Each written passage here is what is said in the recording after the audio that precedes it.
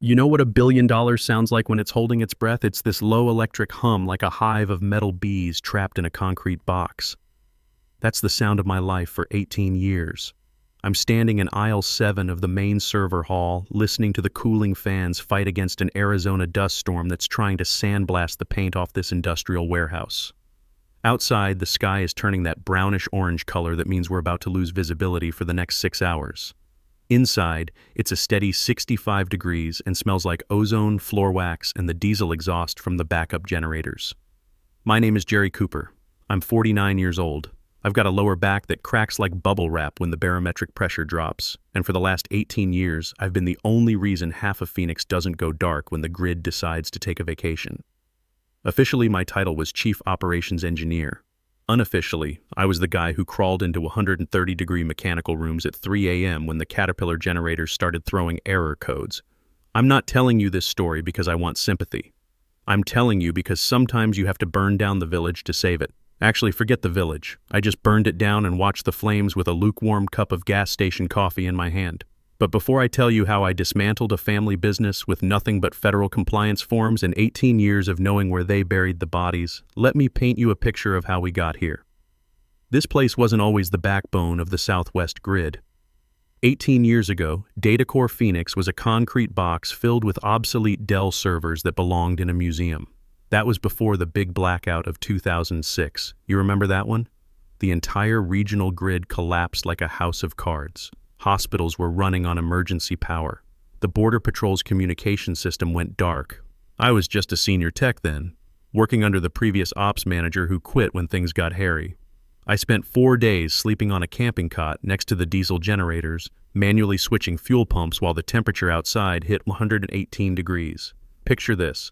Me in the Air Force, I'd worked on radar installations in Kuwait where the heat could cook an egg on the tarmac. But this was different. This wasn't just about keeping equipment running in hostile conditions. This was about keeping Phoenix alive. I rewired the transfer switches with a flashlight clenched between my teeth while server inlet temps climbed to levels that usually cook meat. The manufacturer's specs said our Dell racks would shut down at 85 degrees to protect themselves. At 82 degrees, they started throwing warnings. I watched those numbers climb, 79, 80, 81, knowing that if they hit the shutdown threshold, the regional 911 system would go dark. That meant ambulances driving blind, fire departments responding to false addresses, people dying because a computer got too hot. So I did what you do in the military when equipment failure isn't an option. I improvised. I rerouted the emergency cooling directly to the critical racks. I shut down everything non-essential. I turned that data center into a life support machine, and I kept it breathing until the main grid came back online. When the power finally stabilized, Phoenix realized something important. While everything else had failed, the traffic lights, the municipal buildings, even the backup systems at the airport, this ugly concrete box had stayed online. That's when the contracts started flowing in like water finding a crack. The regional hospital network wanted to store their patient records here. The mining operations needed their safety monitoring systems backed up. The border security infrastructure required redundant communication links. All of it flowed through fiber optic cables that I had personally laid, through cooling systems that I had designed from scratch, through generators that I maintained with my own hands. I built this place. Not with money. Kevin Morrison provided the capital, barely and usually late, but with sweat, missed family dinners, and 18 years of getting my hands dirty while other guys in suits talked about synergy and optimization. You want to know what 18 years of 3 a.m. emergency calls teaches you? It teaches you that competence isn't about what college you went to or what degree hangs on your wall. It's about knowing which breaker to flip when the lights go out and lives are on the line. It's about understanding that every blinking light in that server room represents someone's grandmother getting her pacemaker checked, or some kid's medical records being accessed in an emergency room, or a 911 operator being able to dispatch help to the right address. But here's the thing about being indispensable. People start taking you for granted. They start thinking that because the systems run smoothly, anyone could do what you do. They forget that smooth operations aren't the natural state of complex machinery. They're the result of constant vigilance, preventive maintenance, and someone who knows the difference between a normal hum and the sound that means you've got about 10 minutes before everything goes to hell. So standing there this morning, listening to the dust storm rattle the blast doors, I felt this strange kind of calm. It was the confidence that comes from absolute competence. I checked the humidity sensors, steady at 42%. I checked the fuel levels, topped off yesterday like always. I was the captain of a ship that never moved but carried the digital heartbeat of half a state. Then I walked past the compliance wall near the entrance. It's a boring stretch of drywall covered in framed certificates that most people ignore. State licensing, federal safety certifications, homeland security clearances, insurance liability waivers. The kind of paperwork that makes civilians' eyes glaze over faster than a lecture on quantum physics. But if you looked closely, and nobody ever did except the auditors and me, you'd see one name typed over and over in the responsible operator field: Jerry Cooper, license AZ4821. That's me. In the eyes of Arizona, the Department of Homeland Security, and every insurance company that covered our clients, I wasn't just an employee. I was this building. Kevin Morrison owned the real estate and signed the checks. I owned the credibility, the trust, the legal responsibility for keeping it all running. I stared at my name on that compliance wall, framed in cheap plastic that was probably made in the same factory as gas station sunglasses. It felt heavy today, heavier than usual. Maybe it was the storm outside. Or maybe it was because Kevin had called an all-hands meeting for 10 a.m. and he usually only showed up when he wanted to show off his new truck or complain about electricity costs, like I could somehow negotiate with the laws of physics. The weight of that responsibility had never bothered me before. Hell, I was proud of it. When you're military, you learn that someone has to be accountable when things go sideways. Someone has to be the guy who signs his name on the line that says, if this fails, it's on me. But today, something felt different. Maybe it was the way Kevin had been avoiding eye contact for the past week, or the rumors that his Stanford-educated son was finally coming home to help with the business. "Hey, Jerry!" a voice called out from behind me. It was Wesley Torres, my lead tech. Good kid, built like a linebacker but gentle as a church mouse when he's working with delicate equipment. Covered head to toe in tattoos that tell the story of a life lived outside corporate boardrooms. But he can splice fiber optic cable faster than most people can tie their shoes.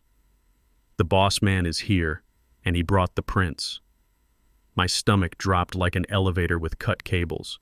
The prince was our nickname for Lucas Morrison, Kevin's son. Lucas had been away at Stanford for the last 6 years, earning his MBA and probably majoring in whatever they call disruption theory these days. Last time I saw him, he was 20 years old and drunk at the company Christmas party, trying to convince me we should mine cryptocurrency using the medical servers.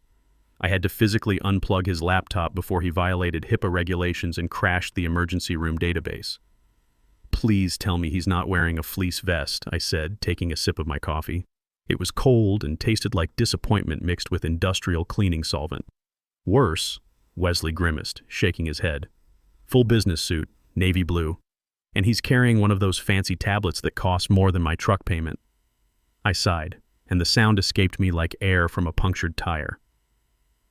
You know that feeling when you're working under the hood of an old truck and you hear a sound that doesn't belong? That little ping or hiss that tells you something expensive is about to break? That's what this felt like. I walked toward the conference room, my steel-toed boots echoing off the raised floor tiles in that hollow way that makes you think about all the empty spaces underneath everything we build. The server lights blinked their steady green rhythm in the darkness, like a digital heartbeat I'd kept alive for nearly 2 decades. As I passed server rack 12, the one that handled the pediatric ICU backup at Phoenix Children's Hospital, I reached out and patted its side. Old habit, like scratching a dog behind the ears. "Keep running, girl," I muttered. "Whatever happens in there, you just keep running." I didn't know it yet, but that was the last time I'd walk that aisle as the guy in charge. The dust storm outside was nothing compared to the Category 5 incompetence that was waiting for me behind those glass walls. I adjusted my tool belt. Yeah, I wear it to meetings. It keeps the MBA types honest and reminds them that someone in the room actually knows how to fix things, and pushed open the door to the conference room. Kevin was sitting at the head of the table, looking like a tomato about to burst from internal pressure. He was wearing that wide politician grin he uses when he thinks he's about to deliver good news to the peasants. His face had the sheen of someone who'd spent too much time in climate-controlled offices and not enough time in mechanical rooms where the real work gets done. Next to him sat Lucas, who looked like he'd been generated by an AI program that had been fed nothing but LinkedIn profiles and TED Talk transcripts. Lucas was scrolling through his tablet, not even looking up as the staff filed in. His hair was perfectly styled in that way that costs more money than most people spend on groceries, and he smelled like expensive cologne mixed with the kind of confidence that only comes from never having to fix your own mistakes. "Jerry, come in," Kevin boomed, waving a hand that sported a class ring from some college I'd never heard of and a Rolex that probably cost more than I made in 6 months. "Grab a seat. We've got big news. Huge news for the family." Family. Kevin loved that word. He used it whenever he wanted something from you that he couldn't get with money alone. But families don't usually demote the guy who's been keeping the roof from falling in. I sat down, crossing my arms over my chest. The conference room was always too cold, a sterile chill that seeped into your bones and made you think about operating theaters and morgues. I looked around the table at the faces I'd worked with for years. Wesley was there looking nervous, fidgeting with a crimping tool like a worry stone. Amanda Brooks from billing was chewing her nails down to the quick. The atmosphere was tense with that specific vibration you get when rich people gather the workers together to announce changes that will definitely not benefit the workers. There's a particular kind of silence that fills a room when management calls an unexpected meeting. It's not the comfortable quiet of people focused on their work. It's the pregnant pause before bad news gets delivered, like the moment between lightning and thunder when you're counting seconds and hoping the storm passes you by. "As you all know," Kevin started, leaning back in his chair like a king addressing his subjects, "this place is my baby. But babies grow up, and so do sons." He clapped Lucas on the shoulder with the kind of forced affection that rich families use for photo opportunities. Lucas flinched slightly, then flashed a smile that had probably been professionally whitened and definitely didn't reach his eyes. The smile of someone who'd never spent a sleepless night wondering if the generators would start when the power failed. "Lucas here has finally finished his MBA, Kevin announced, beaming like a proud father at a Little League game. Top of his class at Stanford Business School, and he's ready to take the reins. He's got fresh ideas, modern approaches. He's going to take DataCore Phoenix into the digital future." Digital future. I was currently keeping the digital present from melting down into expensive scrap metal, but sure, let's talk about the future. I felt that familiar itch between my shoulder blades, the one I used to get in the Air Force when radar contacts appeared where they shouldn't be. "The future?" I asked, keeping my voice level. "What kind of future are we talking about?" Lucas finally looked up from his tablet and his eyes were flat and empty, like windows in a house where nobody lives anymore. When he spoke, his voice had that particular tone that people use when they're explaining something to children or idiots. "Optimization, Jerry," he said, pronouncing my name like it was a brand of industrial lubricant he'd rather not have to think about. "Lean operations, cloud-native infrastructure. We're sitting on a legacy platform that needs to be disrupted."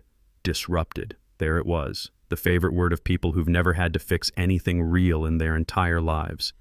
People who think that because they can order an Uber with their phone, they understand how complex systems actually work. "Lucas," I said, and I could feel my voice dropping into that low, controlled register I learned in the military when junior officers started talking about things they didn't understand. "We host the regional 911 backup system. We don't disrupt that. We sustain it. We're the boring concrete foundation that keeps the house from falling down when the fancy stuff on top starts to shake." Lucas actually chuckled. It was a dry, condescending sound, like paper being crumpled up and thrown away. "That's utility thinking, Jerry. Legacy mindset. We need platform thinking, scalable solutions, agile methodologies." I looked at Kevin, searching his face for some sign that he understood what was happening here. This wasn't just about business philosophy. This was about the difference between keeping critical infrastructure running and turning it into someone's LinkedIn case study. "Kevin," I said, "we're not running a startup here. We're running life support systems for half the state. The hospital's patient records, the Border Patrol's communication network, the mining company's safety monitors. If any of that goes down because we were being agile, people die." Kevin held up his hands like he was refereeing a boxing match. Now, Lucas has a vision, And to help him execute that vision, we're making some structural changes. He looked directly at me, and his grin faltered for just a microsecond before snapping back into place like a broken rubber band. Jerry, you've been a rock. An absolute rock. But Lucas is going to take over as Director of Operations, effective immediately. The room went dead silent. The only sounds were the hum of the servers through the glass walls and the blood rushing in my ears like a tide coming in. Director of Operations. My job. The position I'd held for 8 years, the role I'd earned by keeping this place running when everyone else was ready to give up. Director of Operations, I repeated slowly, tasting each word like it was something bitter. My job.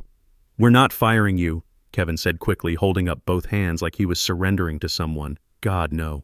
We need your institutional knowledge. You're the historian here. We're moving you to a new role, senior technical consultant. You'll handle documentation, help Lucas get up to speed, make sure our compliance stays tight. Senior technical consultant. Corporate speak for we're putting you out to pasture, but we need you around to clean up the mess when the new guy breaks everything.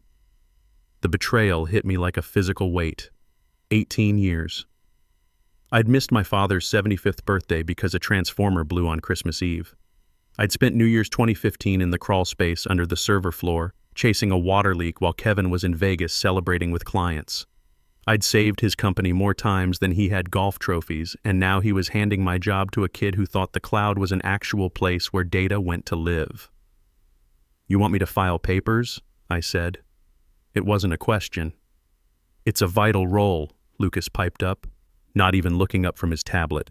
Knowledge transfer is huge right now. We need to get all that tribal knowledge out of your head and into the cloud so we can scale properly. Tribal knowledge. That's MBA speak for everything you learned through 18 years of 3 a.m. emergency calls that I want to steal so I can eventually fire you and automate your job. I looked around the table at the faces I'd worked with for years. Wesley was staring at his hands like he was memorizing the lines on his palms. Amanda was chewing her lips so hard I thought she might draw blood.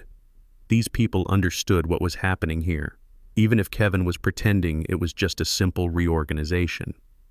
But here's what Kevin didn't understand, what Lucas couldn't comprehend with his Stanford MBA and his cloud-native buzzwords. They weren't just demoting me. They were pulling the foundation stone out of the building while pretending they were just redecorating the lobby. I thought about my father sitting in that care facility 10 minutes from my house. 30 years in the Army, 2 tours in Vietnam, and now he needed help remembering which pills to take when. The private care plan that kept him comfortable, that let me visit him every day instead of driving 3 hours to some VA warehouse, that was all tied to my insurance, my job. The job they were giving to someone who thought redundancy was when you said the same thing twice. I felt something crack inside me. Not loud, not dramatic, just a quiet snap, like a support cable finally giving way under too much strain. Okay, I said. Kevin blinked like I'd just spoken in a foreign language. Okay? Okay, I repeated, and I forced a smile that felt like baring my teeth at a predator. If that's the direction you want to go, I'll handle the documentation. I wasn't going to scream. I wasn't going to quit in a blaze of glory and storm out like some movie hero. I was going to do exactly what they asked me to do. Every single page of documentation they could possibly want. And when I was done documenting every regulation, every compliance requirement, every legal liability they just handed to an unqualified kid, they were going to wish they'd just burned the building down themselves. The next 3 days were a masterclass in what happens when you give someone just enough rope. Lucas dove headfirst into his optimization protocols like a kid who'd just discovered his dad's toolbox. He cranked the server hall temperature up to 82 degrees to align with industry best practices. Never mind that our servers were a mix of 10-year-old Dell blades and custom mining equipment that started throwing thermal alerts when they got uncomfortable. I watched the temperature readings climb on my monitoring screen. 79 degrees, 80, 81. The Dell racks were designed to shut down at 85 to protect themselves. At 82, they were already spinning their cooling fans at maximum RPM, screaming like jet engines in a library. But Lucas was too busy updating his LinkedIn profile to notice. "Jerry," he called out from across the server floor, "why are all these fans so loud? It's affecting my concentration during investor calls." "Physics," I replied, not looking up from my documentation. "Hot things try to cool themselves down. It's been that way since the universe started." He frowned at me like I was being deliberately difficult. Can't we just turn them down? Or use AI to optimize the cooling curves? Sure, I said. We can also use AI to optimize gravity. Let me know how that works out. While Lucas was revolutionizing our temperature management, I was in my new office, a converted storage closet that smelled like diesel exhaust and broken dreams, working on my documentation project. I'd brought home boxes of compliance files, contracts, and regulatory paperwork, technically against policy, but since I was now the documentation specialist, who was going to stop me? I started with the Arizona state licensing requirements. Every critical infrastructure facility has to file an annual resilience plan detailing how they handle equipment failures, natural disasters, and cyber attacks. Our 2023 filing was fascinating reading. Section 4.2, Operational Leadership, Designated Responsible Operator, Jerry Cooper, P.E. Qualifications, Licensed Professional Engineer, Air Force Electronic Systems Specialist, 18 years critical infrastructure experience. Then I moved to the client contracts. The hospital network agreement was 47 pages of legal boilerplate, but buried in Section 12 was pure gold. Vendor guarantees continuous oversight by a designated licensed operator with minimum 15 years experience in HIPAA-compliant environments. 15 years minimum. Wesley had 8 years. Lucas had 0. I was the only person in the building who met the qualification. I poured myself 3 fingers of bourbon, the good stuff I saved for special occasions, and kept reading. The mining company's safety monitoring contract required 24/7 oversight by a certified hazardous environment specialist. The border security backup had a clause about continuous supervision by a security-cleared technical lead. Kevin had built a house of cards, and every single card had my name printed on it in legal ink. He thought that because he owned the building, he owned the credibility. But trust isn't property. It can't be transferred like a deed or inherited like a family business. By Friday morning, I'd made my decision. I opened my laptop and started typing emails that would change everything. Arizona State Fire Marshal's Office. Change of operational status request. To whom it may concern. I am writing to formally notify you of a change in my employment status at DataCore Phoenix. Effective immediately, I no longer serve as the designated responsible operator for this facility. Please update your records and advise on required compliance actions. I sent similar notifications to the state licensing board, the insurance companies, and the Department of Homeland Security. By Monday morning, every regulatory agency in Arizona would know that DataCore Phoenix no longer had a qualified operator. Monday came with another dust storm and a parking lot full of rental cars. The investors were here. 5 guys in identical Navy suits who looked like they'd been ordered from the same catalog. I arrived early and went straight to my closet office, where my phone immediately started ringing. Jerry, thank God. It was Ryan Foster from the hospital network, and his voice was tight with panic. I just got a call from the state fire marshal. They're saying you're no longer the responsible operator. What the hell is going on? Changes, Ryan. Kevin's son is taking over operations. Fresh perspective, modern approaches, all that. There was a long silence. Jerry, does this kid have the qualifications for medical data? Our contract specifically requires... I'm just documentation now, Ryan. You'll have to ask Lucas about operational stuff. Another pause. Longer this time. Jesus Christ. Okay, I need to call our legal team. We might have to trigger the emergency backup protocol. At 9:30 a.m., a white sedan pulled into the parking lot. 2 men in windbreakers got out, one with a badge clipped to his belt. Arizona State Fire Marshal. At 9:45, Kevin burst into my office without knocking. Jerry, what the hell did you do? Get down to the conference room, now. I walked down that hallway one last time, past the servers that were running hot, past the generators Lucas had optimized by skipping maintenance cycles, past the compliance wall where my name was about to become very, very expensive for Kevin Morrison. The conference room was chaos. Kevin was red-faced and sweating. Lucas looked like someone had just explained death to him. The investors were checking their phones and quietly closing their briefcases.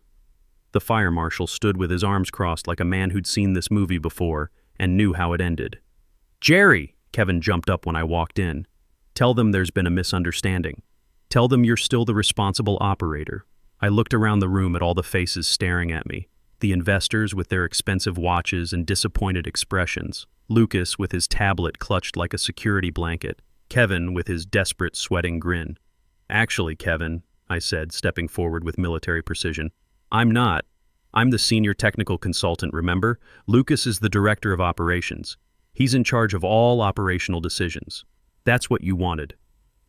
But you're still here, Kevin hissed. You're still supervising. We can fix the paperwork later.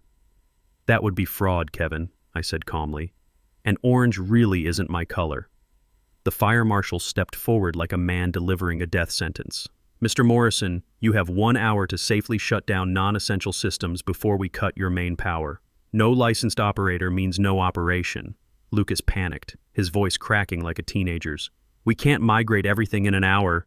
No, I said, walking toward the door. You can't. But that's not my problem anymore. I stopped and looked back. Oh, and Lucas? That AI optimization you love so much?